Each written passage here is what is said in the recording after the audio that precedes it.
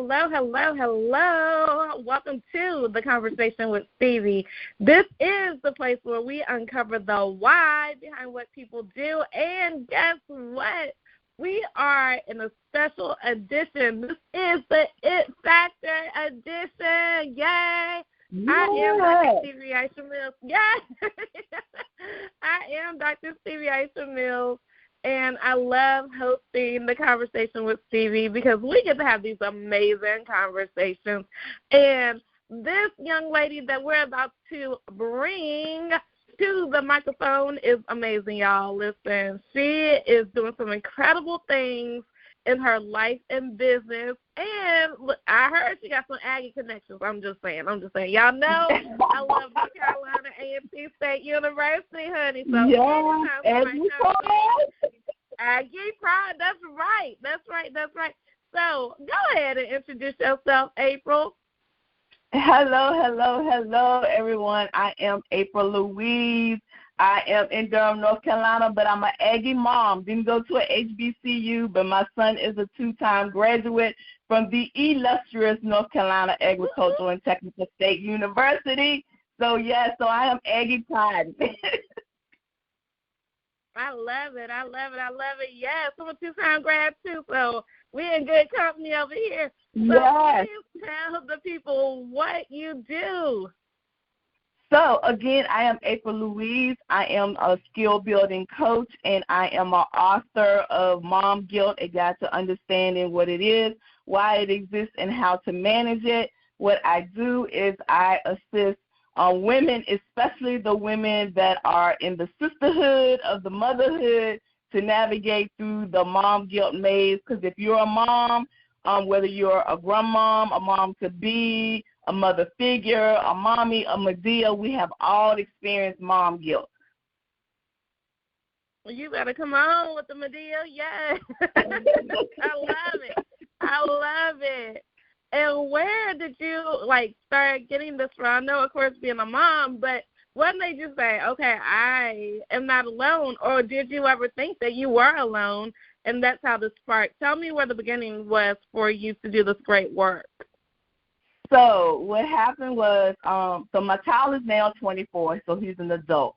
But when he was 10, his dad and I got a divorce. So, of course, I started I am raising a black male child in this world today. His dad had moved back to Virginia, and, of course, we stayed in North Carolina. So I just started having all types of guilt, like should I move back to Virginia? Should I stay? What school should he go to? When I grew up around a lot of my cousins. We actually grew up as siblings. But by us being in North Carolina and they being in Virginia, I'm not having it for my child. What should I do? So I just kept having all this guilt, and I carried it along until he went to college. And then he went to college, and the guilt kind of went away a little bit because I started thinking about if I had to move back to Virginia, he might not have had those opportunities that he has now to get a full-time scholarship at North Carolina A&T. But even then, the guilt just kept creeping. So one day, I had went through an experience of insomnia, and I just couldn't sleep. So one day I just said, okay, God, what are you trying to tell me? So I relaxed my mind, and he said, you need to write a book. So I was like, okay, I'm gonna write a book. So the next day I told my son, I was like, I've been having insomnia. God says write a book, and my son's like, yes, you are gonna write a book. I was just thinking, Mom, you need to write a book. So then I was like, okay, I'm gonna write a book, but what am I gonna write a book about? So I started thinking, I'm in my 50s. I might not look like it, but I'm in my 50s. So I started thinking, well, you done lived some life. You done went through some things. What is it that you need to write about? And I was on Facebook scrolling, and as I was scrolling, 2 of my sorority sisters was talking about their epic mom fail on something that they had made a decision regarding their child, but they didn't think that they made the right decision. And I was like, I can relate. I'm going to write about mom guilt. And that's how Mom Guilt was born. Wow. Yeah, so the first thing I want to say is kudos to you, because here's the thing. Wow, a lot of this sounds aligned with my own life, because my parents divorced 22, and I was in Virginia. I was in Roanoke, Virginia, growing up, but then we moved back to North Carolina. I was born in North Carolina, and the one thing I could say that's so aligned is kudos to you, because think about it. For me, one thing that I've learned to really be excited about in this journey as a child of a single mom, basically, was that my mama moved to North Carolina so I could get in-state tuition at North Carolina A&T, because had we stayed in Virginia, it would not have been that. So exactly. I just feel like the right decisions are always made, and we never know where our path will end up. But this is amazing, because I know that a lot of moms feel this way. A lot of my friends are moms, and they definitely feel that way. Mom guilt is a real thing. So I think it's important that you're creating this synergy and this community with women, because sometimes there's certain things that people feel like they can't talk about or open up about because they'll be seen as a bad mom or not caring or however, these different things I've heard my friends say. So I think that's very important. So what can you – go ahead. I feel like you have something else to say about that. Go ahead. So one thing I was going to say is, first of all, you and I have more in common than you think, because I was born and raised in Lynchburg, Virginia, which is 45 minutes from Roanoke. Yeah, it is. And then second of all, a lot of us as moms, we compare ourselves to other mothers. We compare ourselves to our own mother. My mom raised 2 kids in the 70s, the 80s, and 90s, but it's me and my sister.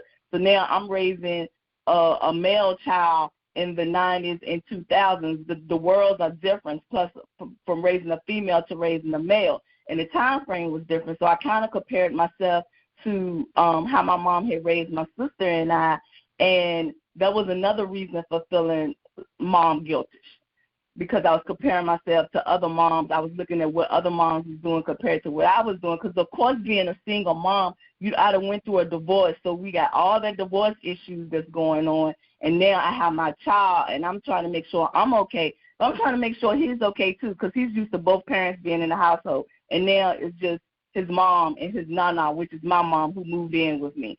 So, yeah, so we do a lot of comparison. We do a lot of judging ourselves. We just be living up to the expectations of society of how we should be mothers, instead of just evaluating ourselves and doing the best that we can. I have a motto that I've done my best, so God will do the rest. Wow. I love it. So what would you say is the beginning place? Say somebody is listening to this right now who's like, oh, my God, I'm so glad that I'm hearing this, because just this morning I had this mom guilt. What would you say to this person to, start catapulting this journey? First of all, don't judge yourself. Just woosah. Woosah, whatever you may be feeling a mom guilt experience on, just woosah. And clear your mind. Do not judge yourself. And then once you clear your mind and you just relax, then open your mind up to, okay, today's the first day of school, for example, so you may be feeling guilty because you just dropped your kindergartner off. But your kindergartner is going to be okay. Believe me, they're going to be okay. So just relax, calm yourself, woosah, and just think about, not just think about, but just celebrate the small moments. So if you're one of the moms who just dropped your kindergarten off for the first time at school, of course you may be crying. I did it. I cried. I was like, oh, my God, my baby's at the school. I'm not there. But guess what? He's there. He's having fun. You made it out of the building. You might be in your car, but just celebrate that small memento that, okay, you're not still in the school crying, embarrassing your child. You might be in the car crying, but you're not in the school crying, embarrassing your child. And then when you get home or get to work, then just celebrate the moment that, okay, my child's been in school for an hour. He's fine. I'm fine. When he comes home from school, celebrate the fact that he had a great day. So by him having a great day should make you feel like you having a great day. So just celebrate the small moments and just woo-saw. And if it comes to a point where you're having just everything you're doing, strategies that you've done, and you're just having too much anxiety, then go seek a professional help. That's another thing with us in our culture. We're like, whatever goes in the house stays in the house, and we really don't seek professional help. But go seek professional help. That's what God created them for. And besides, you're paying them, so they're going to listen to you. I love that. Yes. And I love that you brought up, too, you said from the kindergartner, and I know your son has, like you said, is now grown. So that is something, too, because I believe that at each stage of life, the guilt is different. Can you speak a little bit about that, how it's changed or how it might change over the years? Yes, so it changes because your child goes through different phases. Like I said, when the first day you're born, the first time that you're told that you're pregnant, you may experience mom guilt, like, oh my God, I'm pregnant. What I'm gonna do? I'm living this life now. I got to adapt to having a child. And then I want my child, we always say we want our child to be doctors and lawyers. So you just start thinking about, what you're doing in the moment and how you're going to get your child there. But then the child comes. So now the child comes, you may be experiencing some other guilt, like what daycare will my child go to? Is my child going to be safe? Should I have monitors around the house? I don't want to be the overprotective helicopter mom, but, this world is crazy these days. So you start thinking about that. Then your child start walking. There's another mom guilt. Your child goes to kindergarten. The first day of kindergarten, you're like, oh, my baby is growing up. He's a big boy now. Then your child go to middle school. They're entering the puberty phase. So that's a whole other issue of mom guilt. That's where my mom guilt really set in because my child was 10 when I got a divorce. He was going into middle school. So now I'm like, his dad is in Virginia. I'm raising a male child. I need a male mentor in my child's life to get him through puberty because, of course, I'm a mom. I'm going to teach him how to treat women, but I can't really teach him how to be a man. So where am I going to – I'm not going to let any and everybody around my child. That ain't going to happen. So that was another phase of me experiencing mom guilt. Then he got to high school. That's another phase of mom guilt. And then even when he went off to college and he's excited to go to college, he even told me, he's like, Mom, you raised me. You did the best that you can. Now I need you to get a life because I'm going to be all right. But even still me getting a life, I felt like there's mom guilt because now he's an adult. He's in college. But, again, I didn't raise him around cousins like I was raised. So I felt like that family, he's family-oriented, but I felt like he wasn't as family-oriented as I was. So that was another mom guilt. So now he's an adult, and some of that mom guilt is gone, but I still, even though I wrote a book, I still experience a little bit of mom guilt for that fact that I didn't raise him in Virginia like I was raised in Virginia. And I'll get over it. I will eventually get over it. It's a lot of mom guilt that I experienced that I got over. But what I'm saying is as your child goes through their phases of life, then you go through phases of mom guilt. Wow. I have a couple of more questions, then we'll get your contact information. One question that is signature to the conversation with Stevie goes like this. Dr. Stevie, we cannot leave the conversation today without everyone knowing, and please fill in the blank. So, Dr. Stevie, we cannot leave the conversation today without everyone knowing that it is okay not to be okay. Your child is going to be okay. It's the moms. We as moms are overprotective, and we have to be during this time, during this age that we're in this world. But it's okay. Your child's going to be okay, and you're going to be okay. Just do it. You got this. Woo-saw. And there are tribes. Find your tribe. There are tribes out here that you can be a part of that will help you go through this maze that we call motherhood. Because motherhood is not for the weak. But it has its ups, it has its downs, but it is a joyous thing. And once you see your child reach a certain age or a certain success, or that they're doing great, that they are doing stuff on their own, it will all be worth it. But moms, you got this. Just woo-saw, do what you do, and find your tribe, and everything's going to be okay. I love it. I love it. The next question is, why did you say yes to the It Factor affair? What are you excited about? Tell us about that. Yes, because I think us as Christian women, I am a pastor's daughter.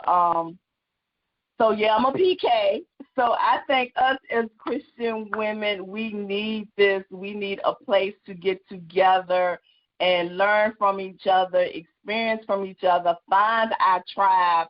I think it's great. I know we have women's empowerment in in the Raleigh-Durham area, but I think it's great that we're having something in Greensboro. I think it's great that it's coming from you, because I think you are just great. I met you at the in Atlanta at the Build Your Girl, Your Brand's a Big Deal conference, and your energy is just so, I love your energy. Your energy is just so exciting. You're small, but you're mighty. So I was like, okay, Dr. Stevie is doing this. I have to be a part of this. I just have to be a part of this. And then plus, not only at the It Factor, I'm kind of going to be discussing mom guilt, but I'm basically doing work-life balance, because that's another thing that us women do. We working, and we got our children, we have our significant others. We're doing a lot, so we're becoming burnt out. So I'll be discussing the work-life balance. But, yeah, it's you, and that's why I said yes to the It Factor. Yay. Thank you. I'm excited. So please give us your contact information. So I can be reached at 919-986-5302, or I can be reached on my website, Life is a Maze, www.life-is-a-maze, and Maze is spelled MAYS.com. So www.life-is-a-mays.com, and you can reach me on my website. And I am on Instagram under April Mays Rhodes.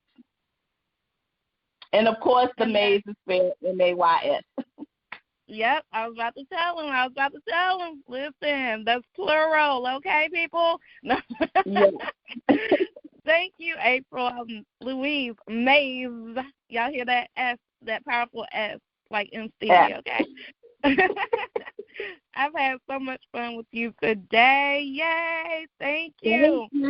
Yes, I am so excited for what's coming up with you and for the It Factor. Yay.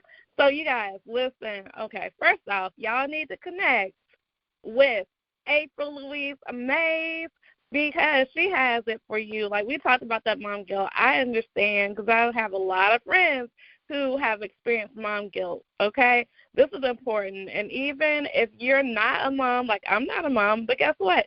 We have friends who are. So definitely connect with her. That's the first thing. The second thing is definitely join us October 1st, 2023, in the place I was born, Greensboro, North Carolina, for the It Factor Affair. You do not want to miss that. Go to itfactoruniversity.com. Again, itfactoruniversity.com. Lock in. This is an intimate experience. Let me tell you, it's not for everyone.